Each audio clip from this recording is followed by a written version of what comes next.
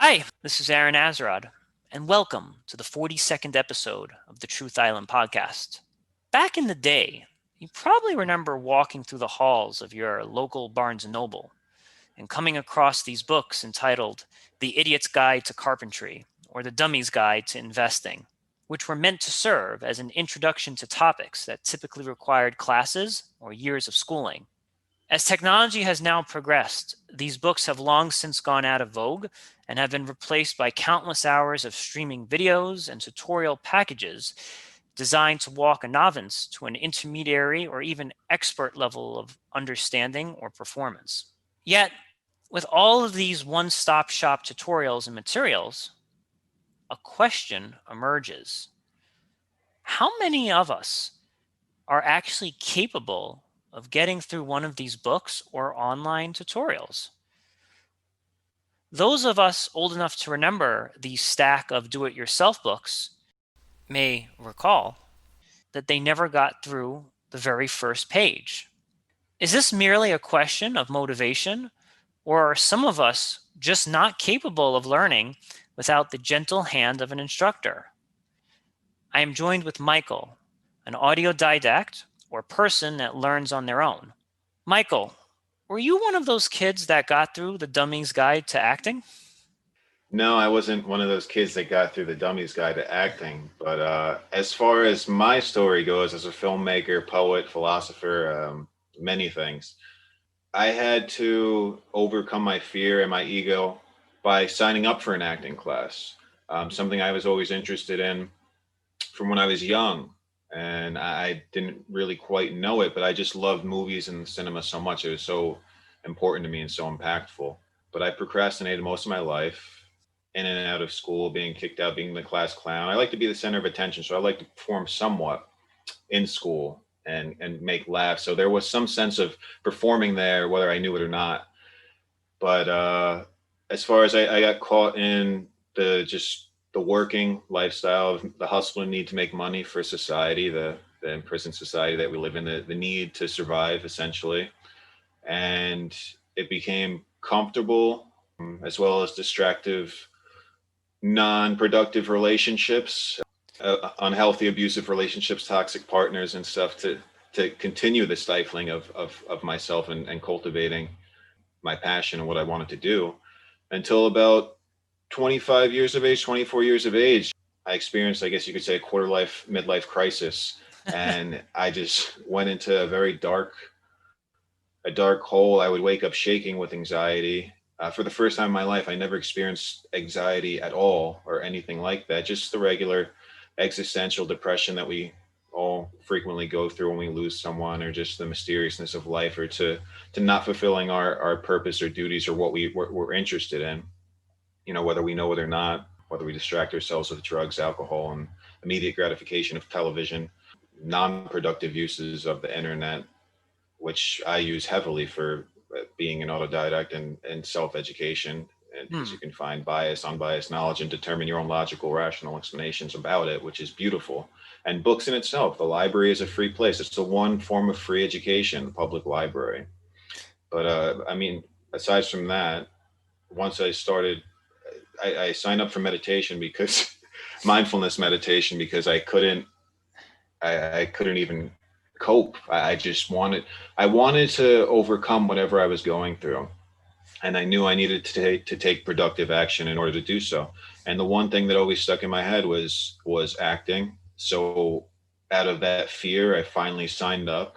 And I remember driving to my acting class the first evening, and my heart was beating out of my chest. I was very nervous.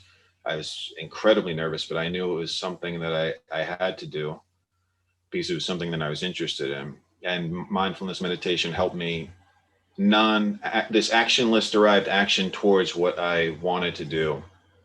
It was just innate within me. Let me ask you a few questions. So, let's go all the way back to high school when you were the class clown, right? And me and you probably would have been at odds, me having a teaching background and you being the class clown. I'm wondering if you, when you were that young, maybe you were 15, 16, 17, if you had any visions in your head of becoming a comedian or becoming an actor, and you were sort of trying to teach out your set. Like imagine you're a class clown and you're working on your set. Like, did you envision yourself at that age of like, I'm going to make this really inappropriate joke in class, and that's me kind of trying on to see if I would make a good actor or a comedian? That's a good question, actually. Yeah, I mean, I guess I would test material just to see what would be funny and what would not. But it's more so rebelling against the authority as well. Okay. Not just making people laugh, which I loved. I love making people laugh and just evoking a smile. But it was very much like I went to public school. It's supposed to be a good school for this area, but yeah, it's a good school, so to speak. But anyway, there's this one. I wore a hat all the time. My thing was wearing a hat, and for some reason, in this public school where there was no uniforms or anything needed, you weren't allowed to wear a hat inside because, as one of the vice principals said, that his great grandmother said it was disrespectful. So again, going back to olden sort of not just superstitions, but conditioning. It's a form of conditioning.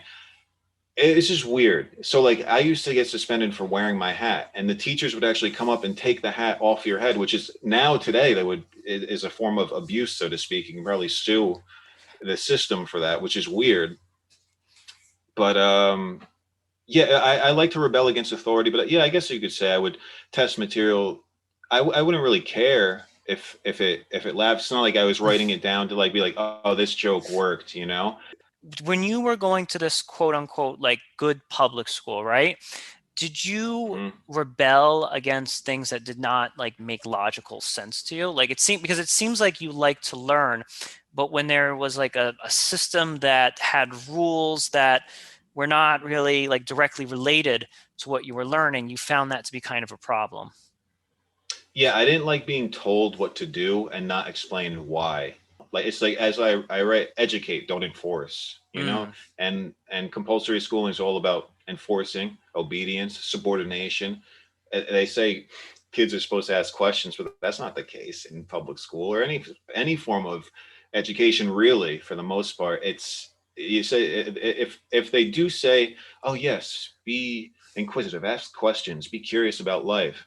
And then people ask too many questions, and I get people, some people just want to hear themselves talk. They have nothing to say and they just ask things that make no sense. But there are people that have valid points and valid questions, and then when there's no answers to these questions, whether it be a student or anyone that's speaking to the authoritarian teacher, whomever it may be, the principal, vice principal, counselor, and they don't have an answer, then they don't really have an answer, and they won't admit that they don't have an answer. They'll just make something up. They'll just give you a piece of paperwork and say, "Oh, maybe you should try these classes." I don't know. It's hard to really explain, but yeah, no one. Sometimes I don't like being told what to do and not being explained as to why. It's a dictatorship in a sense. It's communist principles. Like, kill that guy. Why? Do it, or I'll kill you. what you're saying is very interesting. So I worked as a history teacher for many years, and I would categorize myself as being, I loved what if questions. I loved why questions. I loved what if questions. And I loved those kind of students that were just trying to stump me. And there were times that kids asked me questions and I was like, I actually don't know. Let me look that up. I'll get back to you, or give me some time. I'll think back about it. Like I never, it's kind of like my teaching philosophy is like the same philosophy that I have in this podcast, where it's like, I admit I do not have all the answers. And I love people that are coming at me with razor sharp points. And I really want to expand upon that curiosity. Michael, did you have any teachers like that? Like even just one where it's like, okay, this person's like really, really, really challenging me. Yeah, I have to wear my stupid hat in this classroom because like that's the school rules. But do you think that there were any moments in that where this person is getting me to critically think? Not particularly. Just how to get out of class and go to the bathroom for the third time in a row or something for my irritable bowel syndrome or a baby bladder. But not. I mean, I had cool teachers that I liked, like, and they liked me. A lot of the teachers very much enjoyed me a lot. It was mostly like the whole hallway teachers that weren't overly fond through passing time. But Mm. I mean, my teachers, I got along with them very well. I mean, not so much the higher powers like the principals and stuff. I was in frequent battles with them, so to speak. But I mean, yeah, I was a rebellious kid with a chip on my shoulder as well. It's just like I wasn't stimulated in the sense that there was nothing creative about my school. You Mm. know, I'm sure if there was TV and film acting as electives or something like that, TV, film, creative writing, scene study, improv, eschew. Not, I'm not talking about dramatic arts or theater or anything like that because that's in a whole different world and it's very copycatish and very it's another form of jock popularity in the theater world, and it's all non-original concepts, which is nauseating to me. But if there's actually like TV and film, some sort of creative writing and all those things, and I might have I most probably most definitely would have taken it opposed to ceramics, art, wood shop, Do you because think there was nothing creative about the school whatsoever, put it that way. And most schools are like that, which is really upsetting to me. Absolutely. I think a lot of budgets have been completely gutted, especially for like arts and theater and music. And I think I agree with you, man. That is a complete travesty that has happened. I'm wondering if you subscribe at all to the idea of learning something like incidentally. So I want you to imagine now, right, that you're taking this film class or you're taking some creative writing class, and then you have like a history class, right? And in this history class, you're learning like about the Watergate trial, or you're learning about Nixon or something, right? And you're like, man, I don't really see the purpose in this. I don't care about Richard Nixon. I don't care about Watergate. It's just not relevant to what I want to do. Do you perhaps see that maybe learning about the Watergate trial when you're in 11th grade might just randomly like help you like 10 years later write like a script that happens to do with presidents, or like or something, or some random thing that you learned in science, even though at that time as a teenager you may not see the underlying value in what you're being taught. Some of these little dots might connect later on in life.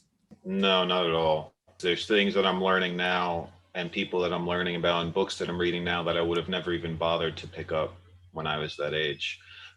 In my opinion, and I feel logically and rationally thinking through self-discovery, which is the most important sense of knowledge, and finding what makes us tick and cultivating a meaning, a purpose, could be multiple purposes and meanings, but choosing some level of mastery, of ever evolving mastery, a task that you find challenging, that intrigues you, and choosing that, and through that, self development is innate and just natural. But I feel that's beyond essential. But it's kind of interesting you mentioned, because I think me and you may differ on perspectives here, because I remember when I was in college, like I read all of these like random books that I thought, man, this is never going to help me, or a lot of psychology books, or just things that weren't necessarily things that were applicable to my life in that moment. But then lo and behold, like 9, 10, 11 years later, I'm having conversations about these things with other people. And a lot of people will categorize themselves as like walking vessels of useless knowledge. And yes, I do believe that at a certain age, we have the right to be connoisseurs of what it is that we're learning and what it is that we're perfecting. But I do think that some generalized sense of knowledge is never, it's not something that's going to hurt you, right? Like it can't possibly hurt you. No, knowledge won't hurt you, but if your time's wasted learning shit you don't care about, it's kind of just wasteful to life itself. You know, when you're being made to learn something you have no desire to learn. And yeah, everyone needs a push and some sort of positive influence, whether it be a good teacher or just a good sort of educational outlet that they like to learn from, or a task that they like to do. You know, like let's say there's one of the greatest musicians ever playing in school and they take their guitar to school all the time, but they get in trouble for taking their guitar to school and they just want to play it all the time, and class is irrelevant to them because that's not their purpose. You know, that's not their thing. It's funny, like thinking of musicians. So if we like think of someone like Bob Dylan, for example, he was able to kind of like fuse a lot of history and a lot of things. Or I think of who's the guy who wrote that song like American Pie? Don McLean, I Oh, think. I think Don McLean, right? Like there, sounds right. yeah, there's a lot of like references and things, and like there's a lot of just things that these people touch upon that may have happened in like history. And yes, they probably went to a school, or they had parents that allowed them to really learn the guitar, but maybe some of that like incidental knowledge of what's going on in current events or what was going on in history may have like influenced their song lyrics and made them that much richer of an audience, and give them such a wider grasp and a wider pull to people that they may not otherwise have if they just focused on like playing this one instrument as well as possible. Well, see, that comes from cultivating an individuality, and cultivating a persona, and core belief systems that vibe with you personally. You know, it starts with the self. There's no, it's self-learning. Again, it's a form of self-learning, a form of self-education, and it's the ultimate sense of mindfulness, because you're not only growing through yourself and through your own sense of knowledge, but you're observing the world and formulating ideas and opinions about it based on your own newly developed morals that are, growing essentially.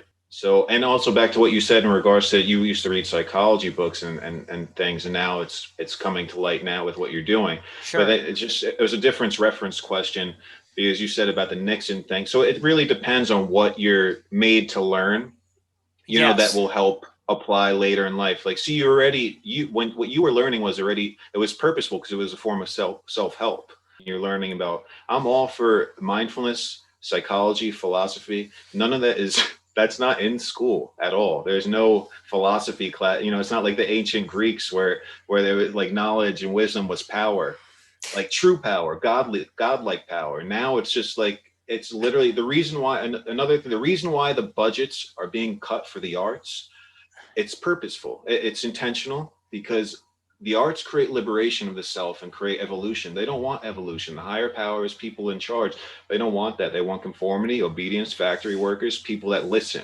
They don't want free thinkers, because that's dangerous, because that creates a more prosperous, compassionate, and decent society. I want to touch upon what you just said about the history example about the Greeks. I actually I'm doing a series actually with a guy on the Roman Empire. And let me just tell you, we are seeing a lot of similarities between Rome and the United States right now.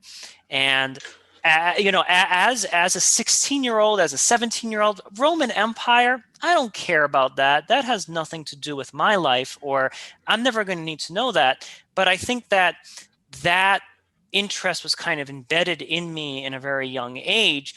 And now all of a sudden I'm like, what I see going on today kind of reminds me of this thing that happened during the Roman Empire. So again, like even with that Watergate example, or even with that example with the Roman Empire, it may not have fit into my palette, or it may not have fit into my plate at that specific time. But it's just funny that a decade and some years later, I'm kind of drawing upon something that I was forced to learn and seeing similarities. And if somebody had not pushed me to kind of learn that thing, I wouldn't be seeing these similarities today. Yeah, no, that I knew. Speaking of the Roman Empire, I mean, yeah, history tends to repeat itself over and over if you look. But I mean, you don't even need to look at history just to be mindful to observe what goes on over and over in the short time that we're here, realistically, with everything that goes on and that passivity. I mean, there's so many different things that come into play in this country in particular, in the United States. But I mean, the Roman Empire, speaking of which, if you just follow Christianity and the rise of organized religion, being that this country is based one nation under God, man in the sky, indivisible, liberty and justice for all, killing for someone, an invisible person in the sky, which if someone else had these ideas, one person, an individual had some sort of eccentric ideas like this, they would be labeled like schizophrenic or delusional. But because of collective society, it's accepted that it's normal to kill in the name of some God for whatever self-righteous justifications it may be. But I'm saying back in Roman era, after the ancient Greece kind of expired and dissipated, but Christianity was implemented from Roman Empire and from the Roman Empire, from Constantine, taken from slaves because they had a shitty life, and they were like, oh, this is working for them, it's keeping them alive and happy, maybe we should take Christianity. Then he implemented it and killed so many people, and just spread Christianity throughout the kingdom. And then more and more wisdom was just gone. I know that was what I'm trying to say, simply put, because then it became a form of control, fear, shame. The eradication of any sort of self growth was put forth to an external, invisible power that you should fear, not something valuable like that sustains us, like nature, something visible that nourishes us and gives us life, but some imaginary person in the sky that you should fear and that you should do no wrong to, based on these principles in a book that were written by men who supposedly spoke to this person. And yeah, that started in the Roman Empire after the ancient Greeks went off, and then they killed more and more people, spread it more and more. Christian missionaries here, and then it's one of the most popular religions, that and Catholicism. The point I'm trying to drive home with this is that watching like the rise of certain figures in ancient Rome, we can, if we know some of the techniques and we know some of the things that they use or some of the way that they trick the masses, we can kind of start looking for these parallels in our own society. So that's kind of why I'm stressing a little bit about some of the like incidental knowledge that we're forced upon. Because if you completely dismissed the whole Roman Empire and just said not applicable to me being a musician with my guitar, then you won't know to sniff in that corner and gain those insights and to see those parallels and to gain that wisdom. And again, like I said, I don't think that I agree with you in the sense that it shouldn't get to a point where you have to learn so much about the Roman Empire that it takes away from your freedom to actually pursue what it is that you want to do. I think that is a grave injustice. And I 100% agree with you that it's like knowledge should not come at the expense of something else. I think that that's a vast injustice. But I think a little pushing to the left and right never hurt anybody. Just a tad. Yeah, but again, without having some sort of self-inquisitiveness to developing, one's self, you're not going to give a shit or apply any sort of history that you learned in the past or learn, in the now. In order to grow, in order to be these brilliant musicians or brilliant observational people, artists, whatever it may be, it starts from wanting to grow on an individual level. You understand what I mean? Yes. So I mean, yeah. So it's cool to have that knowledge from, if you remember it, from back in the day, from high school, from grade school, whatever it may be. But it's, in a sense, it's irrelevant until the time's ready, and for you to want to actually grow, to develop a personality, to cultivate a character. Well, let me In ask you my this: opinion. if you're, let's say we had gone back to your high school, and let's say you had gone to that same good slash bad high school, and this time around they did have the rich music, they did have the rich performing arts curriculum, and that's something that you could have looked forward to every single day at the end of school. You're like, yes, I get to have my 2 hours acting. I get to have my 2 hours doing what I love.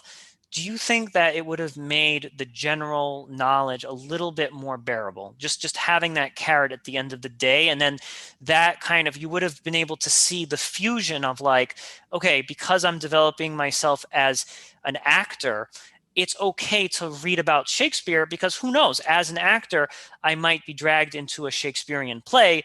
It's kind of good that I have this background of Shakespeare. I mean, I would have excelled in the sense that I would have had something to look forward to, a sort of class that had some sort of purpose, fun, whether I knew was a purpose or not back then, but it would be fun, productively fun, and a form of creativity, which we all need, whether we know it or not. But yeah, I mean, it doesn't. Shakespeare, like I read Shakespeare now, I try, and it's just not for me. Like if I got casted and was being paid, then I would put my heart and soul into it to procure a living in what I love to do. Doesn't mean I'd be the best. I'd give it my best shot, but am I going to go and learn Shakespeare? I do have a respect in the sense that, and his history of him as a human being, more so history of people, of their backstory interests me more so than their work sometimes, of how they got their name, what their beliefs were, how they cultivated their own identity more so than their body of work, so to speak. It's Oh always, yeah, you absolutely. And know, just on an aside, Shakespeare is definitely not my favorite author of all time either. But if I imagine myself as a very, very like struggling actor, right? And let's say I'm really struggling, I gotta put food on the table, and I go on Craigslist or wherever, and I only see like a Shakespeare play. I think in that moment, just having a little background about Shakespeare, having read a few of his plays in high school, maybe did like a small little play on Shakespeare in high school, that could actually help me. So I'm and then like I put that on my resume that, okay, I did this little Shakespeare play. It wasn't really my thing, but that allows me to now leapfrog to the next movie or the next production or show that I really, really want to be in and that I'm really passionate about. Yeah, it can and it can't, in the sense that if you weren't, when you were Shakespeare doing or learning about it and you didn't give a shit about it, and you just remember it, like it's, as an actor, it's a totally different muscle. You have to reinvent yourself over and over, especially for roles. So you could have played the role once in the past, which would help, but if you're doing what you need to do as an artist and growing, then it's going to be a totally different, ball game than prior, if you understand what I mean. Anything could help, and resumes always help, and that kind of falls into, I don't want to say law of attraction, but just the universal flow of things. Like, just, wow, this is how this happened and this is how that happened, and you attract what you put out, and vice versa. How about this idea, Michael? I'm wondering how you feel about this. What if we're super duper honest with ourselves and we say, I don't like this. Like, for example, I'm not really a math person. I tell people all that all the time. But when I'm forced to do math in my life, I still kind of have a very like optimistic and like agreeable nature to it. I know that it's not for me and it's not something that I want to do 8 hours a day, but I do realize it as a valuable tool, as a valuable asset to have. And sometimes, like when I'm looking at data sets, having some mathematical prowess or ability, it does help. It makes my like research paper just be a little bit more on point, and I can actually back up what I'm saying with some empirical truth. So again, I think we can be super honest with ourselves and say, this facet of knowledge is not my facet of knowledge. I'm more of a philosopher than I am a mathematician. But I think that those moments in life where I'm pressed against discomfort grow me as a person in a way. Like forcing myself to have to use a little math here and there makes me kind of stronger because I have to grapple a little bit with my weaknesses. It would be a nightmare if I had to do that 10 hours a day and that was my only sense of identity. But I think a little grappling with discomfort makes us a little stronger. Yeah, I mean, this kind of goes to trying things that we're not familiar with or that we think we don't like. I'm all for trying things. Trying things is essential to weed out what you desire to do. And yeah, math in itself, yeah, it doesn't do anything for me either. But again, like, if you don't have this sense of awareness, let's say like when you're doing a task that you don't care for, if it's not productive to your own means, if you have means yet, then you don't have the awareness. Like, for instance, I can have I can be doing something irrelevant to creative, like washing dishes, for instance, and I can just be not in the present moment, thinking I'm wasting time washing dishes, wasting my life away doing this or that, doing mundane tasks of the day, paying bills online. But then you can pull from, or spending time with, let's say you have a girlfriend and you hate her parents and you have to go spend time with them, and you're trying to look for some sort of positive, or not so much positive, but grounding means of gratification that promote gratitude and adversity towards being around bad people, and you're doing it for someone you love. Anyway, what I'm saying is, if you don't have the mindfulness or awareness to know that while you're learning these things, or to develop this sort of gratitude or appreciation of what you're doing, or that Yeah. you might be able to use it later in life, then it's just going to be irrelevant to you. And if you remember it later, when you do obtain some sort of self knowledge and endless wisdom that you desire to cultivate, then it's going to be, still useless in that regard, if that makes any sense. Yeah, I hear you. And I think with like the case with math, I remember learning about linear regressions when I was, I think, in ninth or 10th grade. And that was utterly pointless. I'm like, what the hell is the point of a linear regression? And then I've used that so many times to, create models to like predict, because like linear regression is kind of like a lot of data scientists use that to predict possible outcomes in the future. And because I had that experience of holy crap, that like random thing that I learned on some TI-84 like old calculator with four AAA batteries, because I've had these moments in life where random things have kind of just come back and helped me accomplish the things that I want to do. I'm not saying that I'm going to lie to myself and just completely immerse myself in worlds that are irrelevant to me, but I have that permanent sense of gratitude of like, okay, I'm better off knowing this than not knowing it. And I'm wondering if that's perhaps a more healthier way of just of viewing the world. Of I'm not gonna betray my soul. I'm not gonna betray who it is that I am. But every time I have the opportunity to learn something new, I'm going to be grateful for it.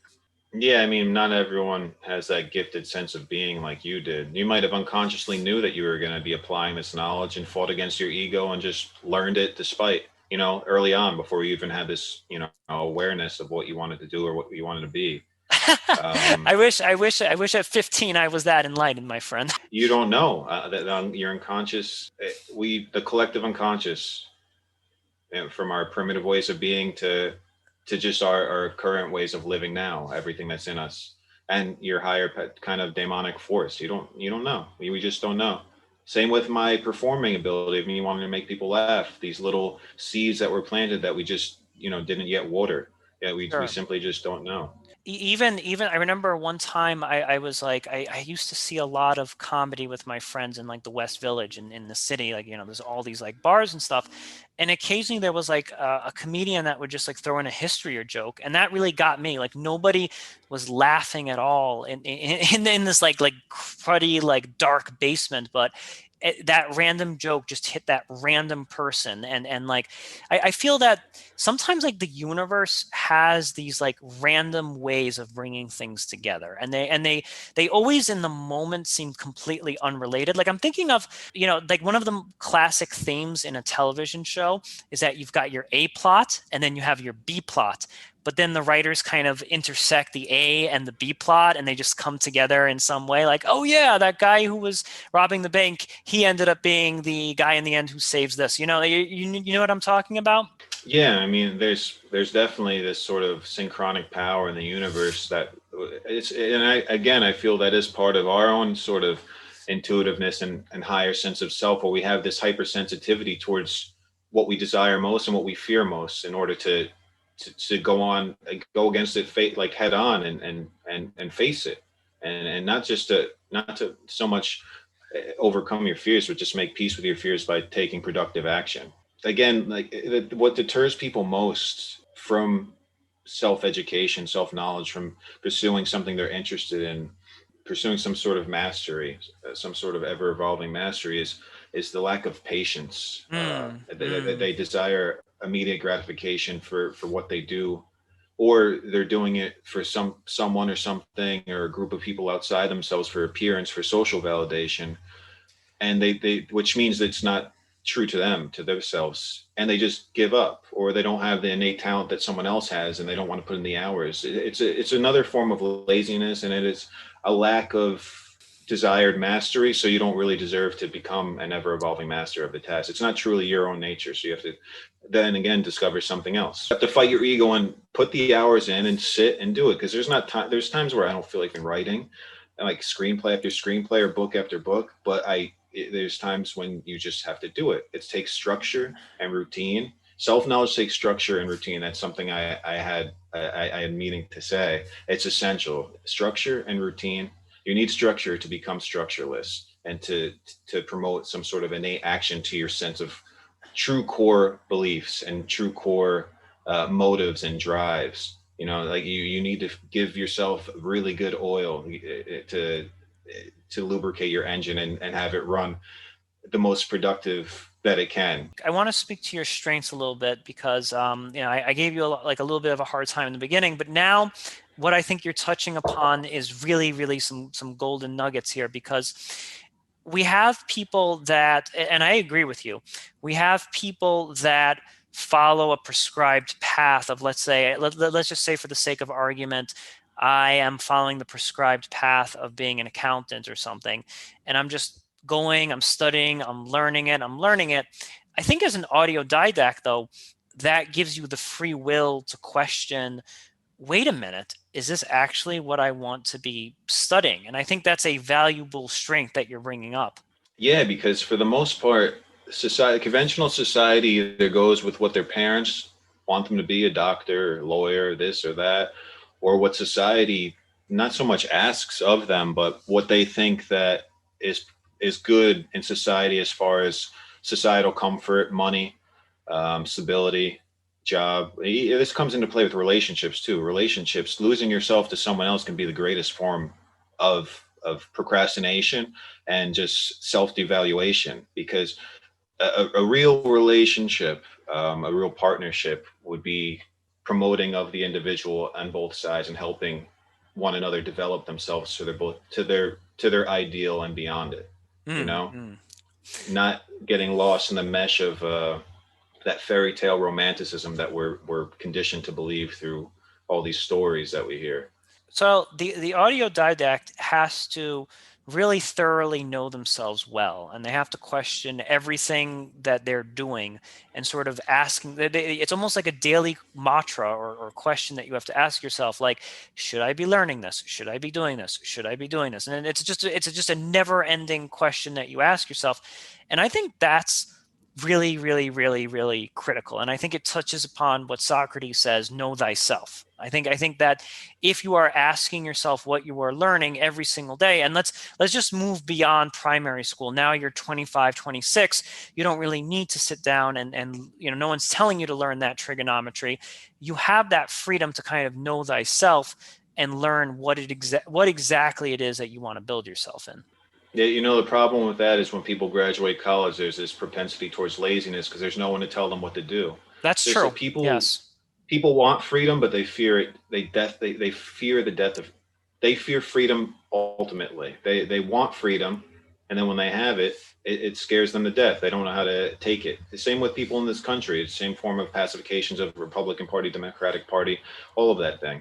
It's another stifling collective union, which is another thing that that's why I promote individuality so much, because there's so many collective groups, whether it be with positive or negative connotations, all different movements that are so distractive, whether they have purposeful bones or not, but they're so limiting to the growth of the individual. And because they get lost in this cesspool of conformity and self-righteousness, and it just stifles their own interest and growth, and because they feel safe in this sort of web of like similar minds, but at the same time they're not developing their own, and they're just lost, whether it be positive or negative, and hopefully they do end up finding themselves, but in most cases that's not the case. They just become the opposing mirror, really. Now, I want to ask you this. I actually just love what you just said about people fear freedom. And this is actually something that I 110% agree with. Like, everybody is looking for the next master, they're looking for the next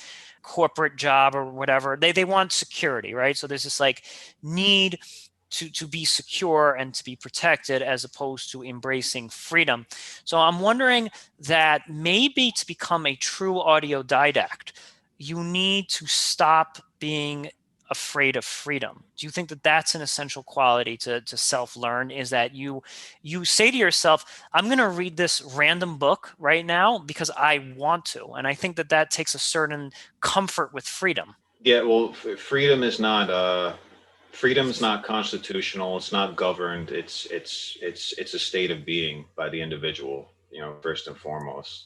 Yeah, unfortunately we're constricted to these sort of to government, to centralized government, to supposedly saying that we have freedoms, and that we have free thought and free speech and free this and free that, but really our freedoms are within our own sense of morals and our own, I guess, indignation, if that's the right word. Like Um, thinking of this on the most basic level, like most people will not just read a random book because they're interested in it. It's like unless it's on a syllabus, unless it's a textbook, unless it's something that some friend like really shoved upon them, like a lot of people will not embark upon a quest of knowledge and self-discovery and self-growth unless there is some governing apparatus that's telling them, hey, you ought to read that book, or hey, if you want to stay here at this job, you're going to learn Python or C++. So a lot of people do not embark upon the quest for knowledge and for learning things unless there is a carrot that's directly presented in front of them, or there's literally someone standing over their shoulders and telling them they ought to learn this. Yeah, and that's conditioned in us from from an early age, from compulsory. That's why there's such a problem with public schooling, private schooling, because it's implemented very early on, and then there's so many distractions now outside of it with technology and these immediate forms of gratification and easy ways out. Not only that, just society makes a prison in itself because people work 5, 6 days, 7 days a week. By the time they get out, you think you really want to pick up a book or learn something?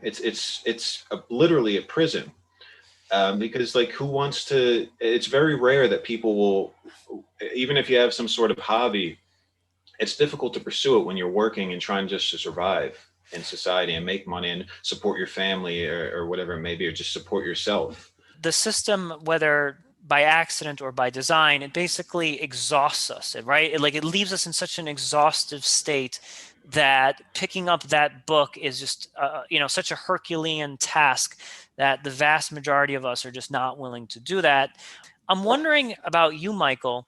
What do you think? What qualities about you yourself made you separate from the herd? So I'm wondering, like, because you went to that same public school and some of your friends probably just stayed with the herd. What made you so special that you decided, I'm going to break free of the herd? Like, I'm wondering what about you specifically made you do that? But before I answer that question, I just want to try and concisely state that to find to for people to desire to cultivate self knowledge, it's usually through suffering or immense bouts of suffering. Agreed. Aside Yeah. from yeah, which is good and bad because a lot of people just end up being the forever victim and wanting to be stuck in their perpetual purgatory and having people feel bad for them or making victimizing other people. And it's all these there's so many different forms of procrastination, and then addiction comes into play, so to speak, which is really just a bad habit over and over again. Then it's propagandized by the pharmaceutical companies. And then what I'm saying is we have so many, bad enough we have to fight our own ego and overcome our own ego. We have all these other little egos throughout the world, a prison of egos in society that make it even more difficult to cultivate ourself and to rise and overcome and become our higher self and to leave the herd behind and truly just cultivate our own individuality and to lead to a more prosperous and wholesome, compassionate sense of natural evolution in the world. And definitely a much more interesting one. If people were just naturally weird and true to themselves and eccentric, it would definitely be a much more productive and interesting world. But yeah, there's so many different things that just stifle that, and that's unfortunate. And that's why self-knowledge is rather difficult, and structure isn't implemented because people are just lazy and they don't want to do it. There's too many gadgets to play with, too much shitty food to eat, and to stimulate their brain with Hmm. sugar. And I'm a big advocate for holistic living. I feel the bodies we have are very special, and we should take care of them. And I feel everything coincides with one another, with my creativity, respecting my body and what I eat, how active I am, how I exercise. And I mean, this again goes all back to the ancient Greeks and their devout quest towards wisdom in itself. But yeah, I just wanted to say that real quick. So thinking about yourself, like I remember you had told me that you were working at a deli at some point, and then you were struck with the acting bug, or you saw yourself. So I'm wondering, do you think that because I'm sure when you were working in deli, you were probably being distracted. Maybe you were going to happy hours or doing whatever, right? You were living like the quote unquote sedated lifestyle.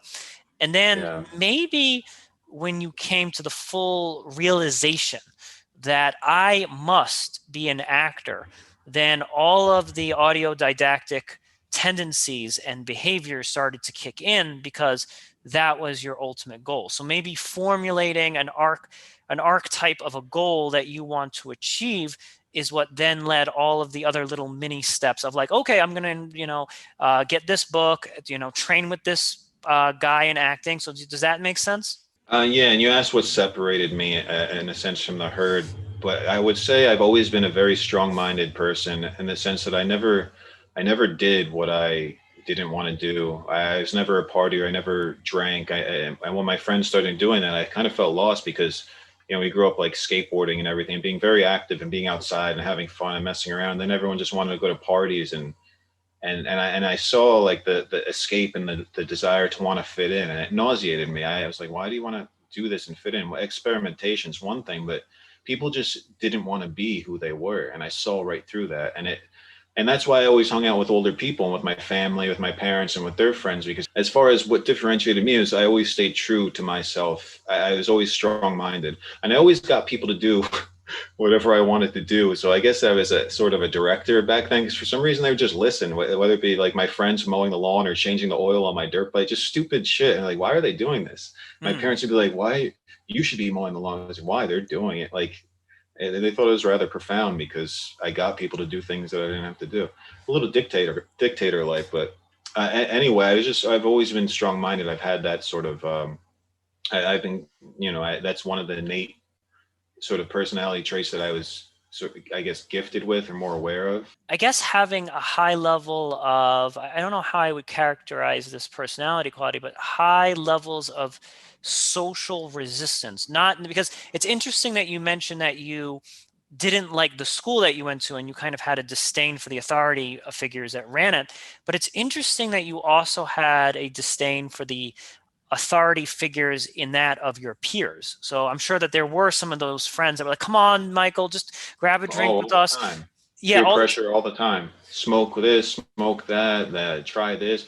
They loved that I never gave. It intrigued them very much that I never gave in. They didn't understand why. I think it was a form of admiration that they just couldn't yet. They couldn't cultivate in their own degree. Like it was a projection, a positive projection towards me of what they admired about me, because they did admire it. They still, do, reflecting back on it.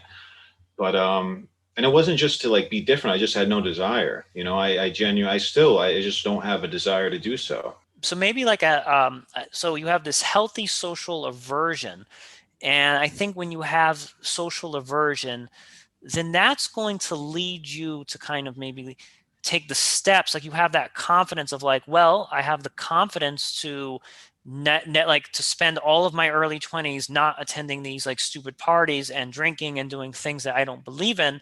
And then maybe that is what gave you the courage, or maybe the fact that you had resistance skills to other people, that's what kind of gave you the skills to be like, screw it, I don't care what anyone at this deli is telling me, I'm going to learn to be an actor. Yes, I mean, that could come into play as well. But yeah, and also I saw the discomfort in my peers. I saw them going against their own sort of. I saw the mask. It was blatant, and Mm. I'd wonder why. Like, why do this to yourself if you don't want to? If you don't really want to do it, then why do it? And it was just for people to fit in. I saw that mask, and I never wore the mask. That's You know, I, interesting. I think Michael, that's a great way, a great place to like leave our conversation. And thank you so much for being on the show today. This concludes the 42nd episode of the Truth Island podcast. I'm Aaron Azarad.